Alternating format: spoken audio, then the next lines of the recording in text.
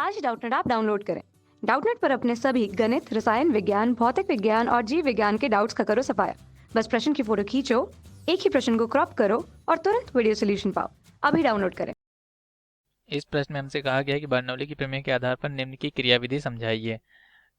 पहला filter pump, फिर कणिक, फिर पेंचुरीमीटर, फिर बुसन बर्नर और फिर वायुयान। तो हम सबसे पहले हम बर्नौली की प्रमेय को समझते हैं। बर्नौली की प्रमेय हमें बताना क्या चाहती है, बर्नौली प्रमेय का सिद्धांत क्या है।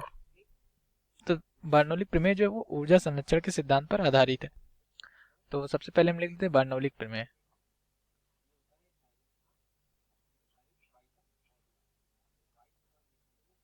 तो बर्नौली प्रमेय क्या कहती है? बर्नौली प्रमेय का जो सूत्र वो कहता है कि P plus half rho V square plus rho g h बराबर नियतांक।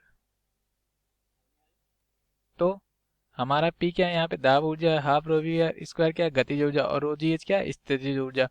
यदि हम पृथ्वी के तल के बहुत समीप है तो हम रो जी एच को नगण्य मान सकते हैं। तो फिर हम लिख क्या सकते हैं? फिर हम लिख सकते हैं P plus half rho V square बराबर नियतांक। या फिर हमारे, तो इससे क्या होता है, ये हमें बताता है कि दाब ऊर्जा प्लस गतिज ऊर्जा यहाँ पर नियतांक है। तो यदि हम इसको समझना चाहें तो हम ये समझ सकते हैं कि जब हमारी दाब ऊर्जा बढ़ेगी तब हमारी गतिज ऊर्जा घटेगी, या हमारी गतिज ऊर्जा बढ़ेगी तो हमारी दाब ऊर्जा घटेगी। तो हम ये जो हमारे सभी यहाँ पे जो दिए गए हैं वो सब इन्हीं के सिद्धांत पर आधारित, तो हम एक एक करके सबको समझते हैं। तो सबसे पहले हम समझेंगे फिल्टर पंप को। फिल्टर पंप क्या होता है और ये कैसे काम करता है। तो हमारा एक नंबर पे फिल्टर पंप। फिल्टर पंप, तो फिल्टर पंप क्या करता है? फिल्टर पंप जो होता है वो निर्वात, आंशिक निर्वात उत्पन्न करने के लिए, किसी भी बर्तन में आंशिक निर्वात उत्पन्न करने के लिए इस्तेमाल किया जाता है। बी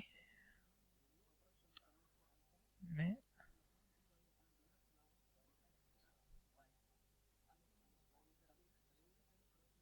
बात उत्पन्न करने के लिए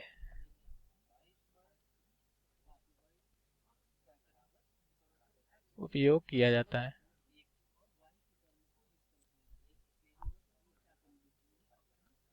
अब हम फिल्टर पंप की संरचना को समझते हैं और ये देखते हैं कि इसकी क्रियाविधि कैसी है।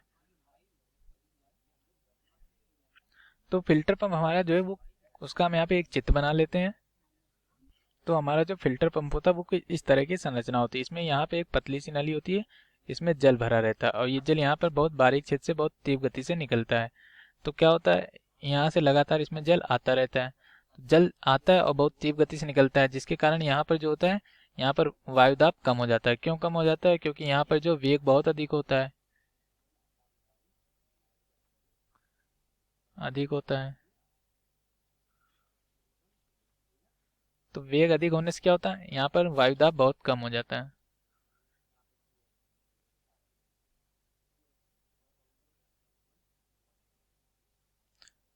तो वायुदाब कम होने से क्या होता है, वायुदाब कम होने से जो बर्तन में वायु भरी होती है उसका जो दाब होता है वो ज़्यादा होता है।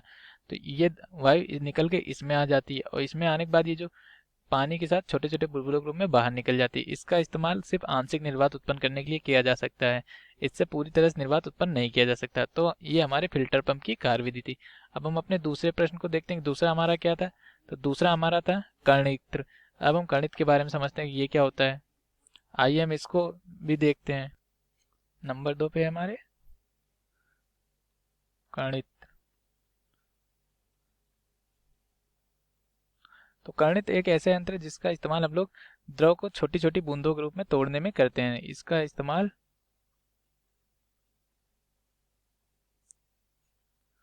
द्रव को छोटी छोटी बूंदों के रूप में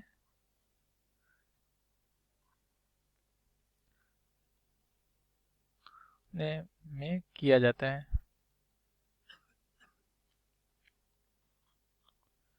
तो अब हम इसका चित्र बनाते हैं, हम इसकी कार्यविधि को समझते हैं। तो ये हमारा गणित कुछ इस तरह का होता है, जिसमें ये एक होता है हमारा रबड़ का गोला, ये एक नली होती है जिसमें यहाँ पे द्रव भरा रहता है जो कि इससे जुड़ी रहती है, और इस नली में पानी ऊपर चढ़ता है और यहाँ से वायु आती है और यहाँ पे आगे फव्वारे के रूप में जल निकल जाते हैं। यहाँ पे जल का फव्वारा होता है।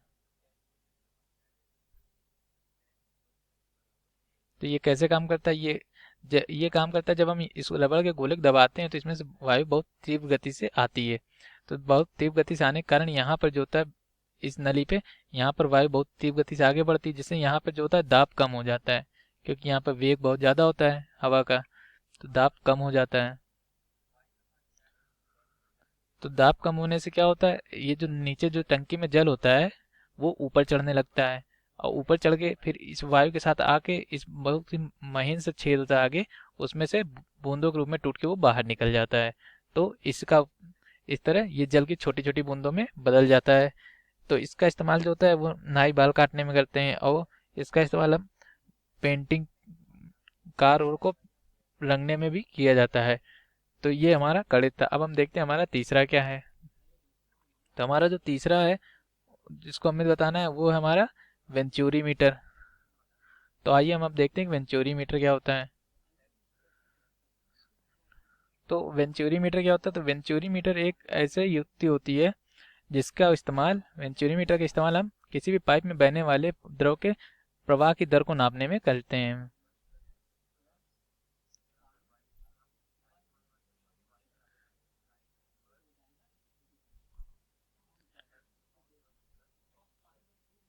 और पाइप में बहने वाले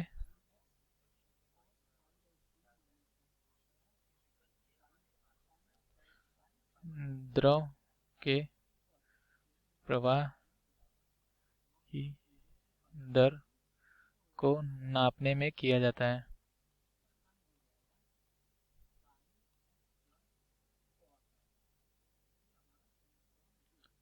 अब हम इसके का जो कार्य विधि उसको हम इसके चित्र के माध्यम से समझते हैं। तो वेंचुरी मीटर हमारा कुछ इस तरह से होता है, जिसमें हमारा एक तरफ का भाग चौड़ा होता है तथा दूसरी तरफ का भाग पतला होता है। हमें जहाँ पर भी जल के प्रवाह की दर नापनी होती है, हमें हम इसको उस पाइप में जोड़ देते हैं। इसमें दो नलियां लगी होती हैं जो कि इसके दाबांतर को बताती हैं। तो मान लीजिए चौड़े भाग के इस बिंदु एक पर, यहाँ बिंदु एक ले लेते हैं, यहाँ पर वेग v1 है तथा यहाँ का जो क्षेत्रफल है वो a1 है। इस बिंदु दो पर, यहाँ पर वेग जो जल के प्रवाह का वो v2 तथा यहाँ पर जो क्षेत्रफल है वो a2 है। तो क्या होता है, यहाँ का क्षेत्रफल ज़्यादा बड़ा है, इसलिए यहाँ पे जो वेग होगा वो धीमा होगा। तो वेग धीमा होने से क्या होगा, यहाँ पे दाब जो होगा वो ज़्यादा होगा, क्योंकि बर्नौली प्रमेय से हम जानते हैं जहाँ पे वेग कम होता है वहाँ पे दाब ज़्यादा होता है। और यहाँ जो चौड़ा भाग है, पतला भाग है, वहाँ पर वेग ज़्यादा होगा। वेग ज़्यादा होने से यहाँ दाब कम होगा, क्योंकि ये भाग पतला है। तो इसका जो, इसमें जो पाइप है पानी वो कम ऊंचाई तक चढ़ेगा, इसमें पानी ज़्यादा ऊंचाई तक चढ़ेगा। तो इनका जो अंतर आएगा हम उसको सेंटीमीटर में नाप लेते हैं। फिर क्या होता है, फिर हमें इनका क्षेत्रफल पता ही रहता है, क्योंकि जब हमें इनका क्षेत्रफल दिया रहता है तो हम जब इसकी जो हम दाब नापते हैं तो उसके बाद जब हम इनके जल के प्रवाह की दर नापनी होती है तो हम एक सूत्र का उपयोग करते हैं। वो सूत्र होता है हमारा Q बराबर A1 A2 under root 2GH बटे A1 का स्क्वायर माइनस A2 का स्क्वायर। तो इस सूत्र का इस्तेमाल करके हम पाइप में बहने वाले जल के प्रवाह की दर को नाप लेते हैं।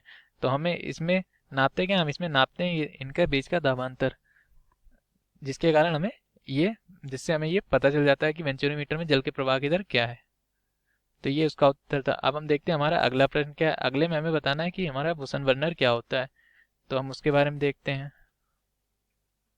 तो अब हम बात करेंगे बुसन बर्नर की। बुसन बर्नर क्या होता है? बुसन बर्नर एक तरह का लैंप होता है जिसमें कि ज्वलनशील गैस जलाई जाती है, जिससे कि हम प्रकाश उत्पन्न करते हैं। तो आइए हम देखते हैं बुसन बर्नर किस सिद्धांत पर कार्य करता है तथा इसकी क्रियाविधि क्या है। तो बुसन बर्नर भी बर्नौलिक सिद्धांत पर काम करता है, और इसकी क्रियाविधि समझने के लिए हम एक चित्र बनाते हैं। बुसन बर्नर में एक गैस, ज्वलनशील गैस भरी रहती है, जो कि एक बहुत बारीक छिद्र होता है यहाँ पर, जिससे कि बहुत तीव्र गति से ऊपर आती हैं।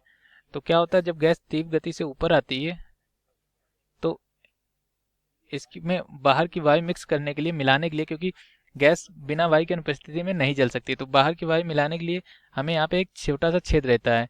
तो जब गैस बहुत तेजी से ऊपर आती है तो यहाँ पर जो है वायु दाब कम हो जाता है, दाब कम हो जाता है। तो वायु दाब कम हो जाने से क्या होता है, यहाँ वायु दाब कम हो जाता है, बाहर वायु दाब ज़्यादा रहता है, तो बाहर से वायु अंदर की तरफ आने लगती है, जिससे के कारण गैस और वायु का जो मिश्रण होता है वो ऊपर जाकर ज्वाला उत्पन्न करता है। तो ये इस तरह से ज्वाला उत्पन्न करने की एक युक्ति है, जिसका इसमें हम बारनौली के सिद्धांत का उपयोग करते हैं। अब हम देखते हैं कि हमारा जो चौथा और आखिरी, पांचवा और आखिरी है, वो है हमारा हवाई जहाज। हवाई जहाज कैसा काम करता है, तो हवाई जहाज की जो संरचना होती है हवाई जहाज के पंख की, वो कुछ इस तरह होती है कि इसके आगे का भाग गोलाकार तथा पीछे का भाग चपटा होता है। तो आगे का भाग गोलाकार तथा पीछे का भाग चपटा होने से क्या होता है, आगे जो भाग गोलाकार, तो जब वायुयान उड़ता है तो आगे से आने वाली हवा इसके ऊपर से घूम के ऐसे जाती है और इसके नीचे से ऐसे जाती है, आगे की वक्रता ज़्यादा होती है। तो यहाँ पर जो दोनों जगह वायु का वेग है वो अलग अलग हो जाता है। तो ऊपर जो वेग है वो वेग कम होता है, नहीं, ऊपर जो वेग है वो ज़्यादा हो जाता है, सॉरी, वायुयान के पंख के ऊपर जो वेग ज़्यादा हो जाता है। तो वेग ज़्यादा हो जाने से क्या होता है, यहाँ दाब कम हो जाता है।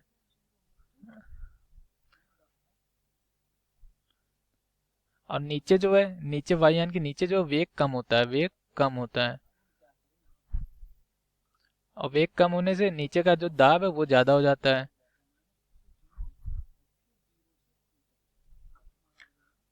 तो दाब ज़्यादा होने से क्या होता है, इसमें पंख के ऊपर और नीचे एक दाबांतर उत्पन्न होता है। दाबांतर उत्पन्न होने के कारण नीचे का, तो क्योंकि दाब ज़्यादा है इसलिए नीचे की तरफ एक बल लगता है, जिसको कि हम उत्थापक बल कहते हैं, जो कि वायुयान को ऊपर की तरफ उठाने में मदद करता है। तो ऊपर की तरफ लगने वाला बल वायुयान को ऊपर उठाता है, जिसके कारण वायुयान ऊपर हवा में उठा रहता है। तो इसमें भी यही बारनौली का सिद्धांत का इस्तेमाल हुआ है कि जहाँ पर वेग कम होता है वहाँ पर दाब ज़्यादा हो जाता है। तो हमने जितने भी अभी तक सभी उपकरण देखे, ये सब बारनौली के सिद्धांत पर ही काम करते हैं। तो हम ये कह सकते हैं कि बारनौली सिद्धांत हमारे जीवन में बहुत ही महत्वपूर्ण भूमिका निभाता है। धन्यवाद। कक्षा 6ठी से 12वीं से लेकर नीट, IIT, जेई वो एडवांस के लेवल तक 1 करोड़ से ज़्यादा छात्रों का भरोसा। आज ही डाउनलोड करें डाउटनेट ऐप या व्हाट्सएप करें अपने सारे डाउट्स 8400 400 400 पर।